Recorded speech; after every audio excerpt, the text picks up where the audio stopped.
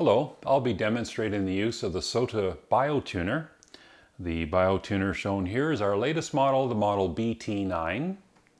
Please remember to read your BioTuner manual. It's filled with great information, troubleshooting, cautions, and just everything about the operation specifications of the unit. It's important to read your manual.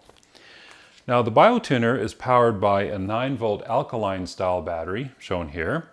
Now the battery that you have may have a protective covering over the terminals. Just please remember to peel that protective covering off to expose the battery terminals. And here's a battery with the protective covering removed. Remember to use alkaline style batteries and not heavy duty. Heavy duty batteries just simply don't have the capacity of the alkalines, and the alkalines allow your battery to do the greatest efficiency for your unit and operate properly. Now you may also use rechargeable batteries. I have a nickel metal hydride 9-volt battery shown here. The rechargeables work really well. You can use nickel cadmium, lithium, but the only thing is the battery sizes can vary and we have no control over that. So if it's possible, see if your battery, before you commit to purchasing it, will fit in the unit. And that way you can obviously buy with confidence, but they work very well. To insert the battery into your BioTuner is very simple. You turn your BioTuner over and remove the battery compartment lid. And inside there's 2 plastic rings shown. There's a larger negative ring at the bottom and a smaller positive ring at the top. And that's helped to align the battery as we put it into the unit. But I need to show you this first. Inside there are 2 spring metal contacts, and they are meant to touch the battery terminals. If they're not already pulled forward, you need to get in there, grab it with your finger and pull them forward, like on about a 45-degree angle. They're made out of spring metal, can't hurt it, so just bring it forward. Take your battery, align it correctly with the plastic rings, push it in, snap it into place, put your battery lid back on. Now turn the unit over and turn it on. Right away it'll go into mode 1 and the green light will be on. And at this point it tells me your battery's working great, the unit's powered up, and we're ready to go. Now when you turn your unit on and you have a low battery, you might see the low battery warning light come on. That's the red light in the bottom corner. If you see a red low battery warning light, it's time to replace your battery. You'll have a little bit more time left, but it's just telling you that it's near the end of the battery's life and it's time to replace it. Okay, the next step now is to connect our cord to the BioTuner unit.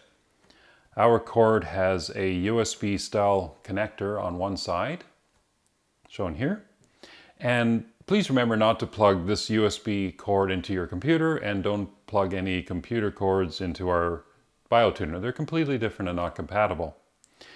Hopefully you can see that there's a small symbol on one side of the BioTuner cord that shows the top of the plug. And it's very simple. That orientates correctly with the unit in this fashion, and you simply plug it into place.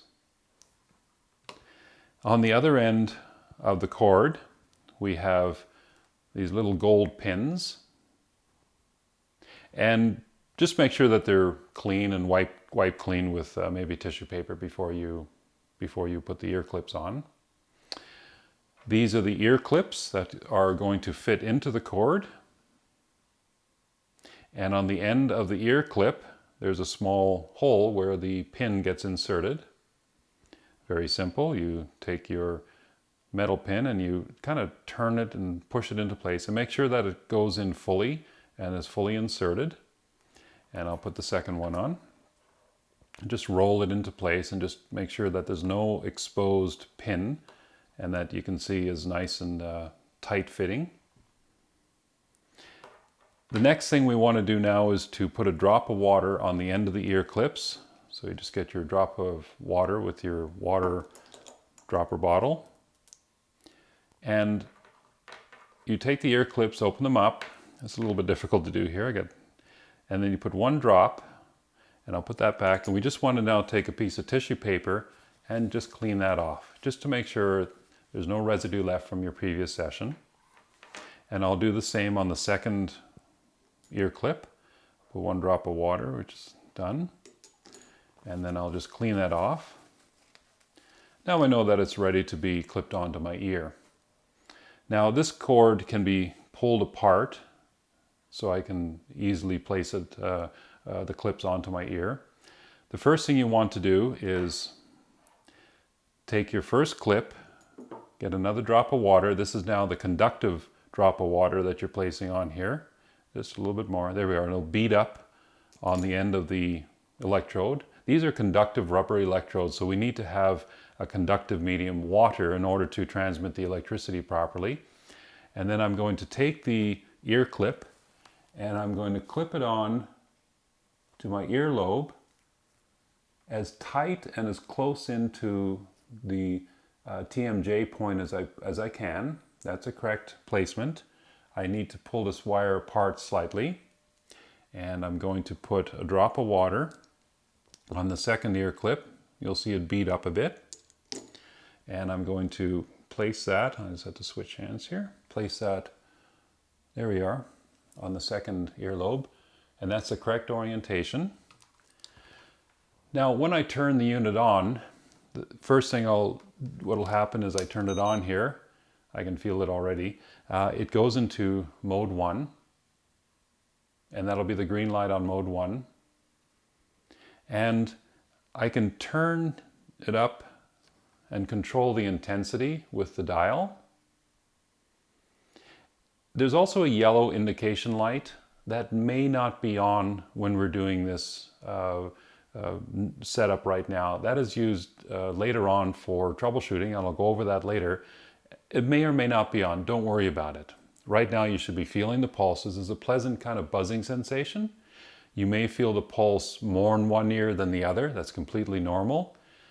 Remember that both have to be connected in order to provide electrical current. Now, sometimes if it might be, you might use a little bit of conductive gel. It's like even an aloe vera gel. You can put that on the ear clips and clip them on. It's maybe make it a little bit more comfortable. It all depends on how you feel with the ear clips. If you're comfortable with water, just use water. Again, you can use aloe vera gel or conductive gel. So I'll just turn, actually you can see that the yellow light is on with my session here. If you want to change modes, first please turn the dial down. Sorry, I turned it off, but turn the dial down, change the different modes, and then reposition the intensity for that second mode or the third mode. Just turn it down a bit. That way you don't jolt to a mode that has more intensity. So just that way you don't just get a surprise. Again, adjust it to what's comfortable, and that's how you power up your BioTuner. Okay, I'd like to demonstrate a nice little feature that we have. It's the arm clip and band. The arm clip and band is meant to hold your BioTuner on your arm or your bicep, or in this case I'll be putting on my forearm. And it's just convenience for you to walk around with the unit, or you can just put the unit in your pocket and walk around with it. It's real simple. It's got a Velcro type material. You open it up and basically open it to the size of your arm. Take the material and tighten it up. You don't over tighten it. You're not trying to cut the circulation off. Just make it comfortable. And on the back of the BioTuner, there's a little clip assembly, and it's just clicks into place. And it's quite convenient. I can turn it on and off, turn up the intensity. And like I say, it also works well by connecting it to your bicep. Now, the BioTuner itself has 6 different modes. Each mode is, I like to look at it as a comfort setting. It helps you not to acclimatize to any one particular mode. In each mode, it's 1000 Hertz pulse modulated by 111.11 Hertz. That's present in all 6 modes. So one mode is not better than another. So you may have a personal favorite. So just try it out, see which one resonates with you the best. And that's the mode that you may want to use for that day. The BioTuner also has a built-in 20-minute timer. The timer will, as soon as you turn it on, the timer starts. And it's a continual timer, meaning that if you start in mode 1, let's say for 15 minutes, and then you jump to mode 2, that you'll have 5 minutes left over on mode 2, and then the timer will time out. When the timer times out, the unit will beep, and we go in what we call sleep mode. And sleep mode just means that the battery draw is much lower to help conserve the battery. The mode light will just flash, and what you need to do is simply turn it off. You need to reset the unit. You won't be able to change modes at this point. You just need to reset it. So you turn the unit off, shuts everything off, and restart it and go back into that mode. Now each session is timed for 20 minutes, but you can do you can do 2 sessions together, making it 40 minutes. So basically you can do 20 minutes, you can do that every day if you'd like. You can do 40 minutes every day if you like. You can even do 3 sessions of 20 minutes a day, let's say morning, noon, and evening. You can do 3 minutes of three sessions of 40 minutes. And then when you're doing it, it would make good sense to do it for the entire month, preferably longer. So you want to do it for a minimum of a month to get the results that you're looking for. And then from there you can go further and experiment. And really it's about experimenting which works best for you.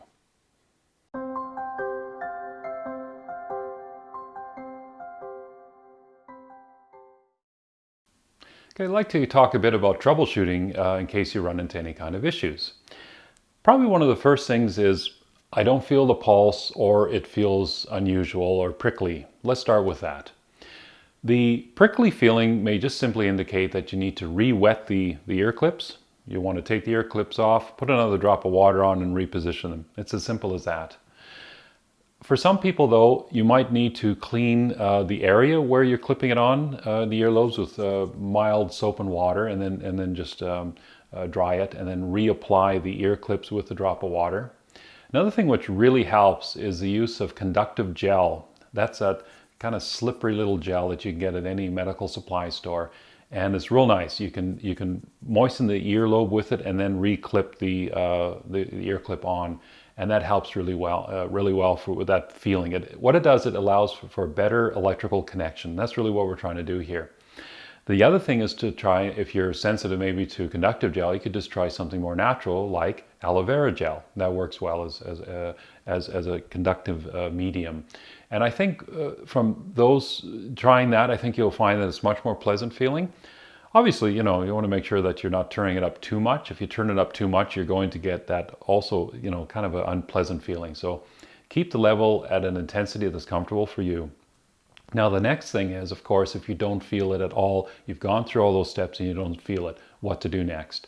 And that's where we actually have to test the electrical connection of the wires, and we'll do that next.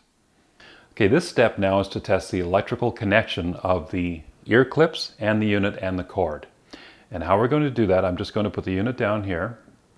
I'm going to remove the ear clips, and I'm going to unplug them from the pins. The first thing I want to do is make sure that the pins and this electrical connection is working. I want to make sure that the pins have any residue wiped off. Maybe just want to do a bit of soap and water and then wipe it down with a tissue. And then I'm going to touch the 2 pins together and hold them between my fingers to make sure that they're making good contact. I'm going to then turn the unit up to full intensity, and you should see the yellow connection light turned on. And if that's the case, that tells me that there's electricity flowing through the wires, through the probe pin ends, and through the USB connection, and so far so good. Now we want to make sure that the red low battery warning light isn't on, because obviously you may not be getting the full power going through, and replace your battery if you see the red light come on at this point. And also note that we're testing it in mode 1. The other modes have actually a lower intensity setting. There's different things going on there, and you may not see that connection light come on in any of the other modes. So always test this in mode 1. Remember, we're just trying to test the electrical connection. So the next step now, we have tested the pins. We need to test the ear clips. I'm going to put the unit down. And now I'm going to take each of the ear clips, re-plug in the pins to the ear clips. And what I'd like to do now is to connect the 2 ear clips together in this fashion, where we have the 2 conductive rubber black ends touching one another, and then you just gently release the ear clips. This will tend to spring apart on you, so just be very careful. Lay it on the table. Your unit is still turned up fully, and of course we see the yellow connection light come on. Now this tells us there must be an electrical connection through the ear clips, through the pins, through the USB, and that the unit is outputting the full intensity. And this is actually an indication that everything is working perfectly. If you don't see the light in any one of these steps, you could have a faulty cord and you may have to get that replaced. And we're all set to go, and happy pulsing.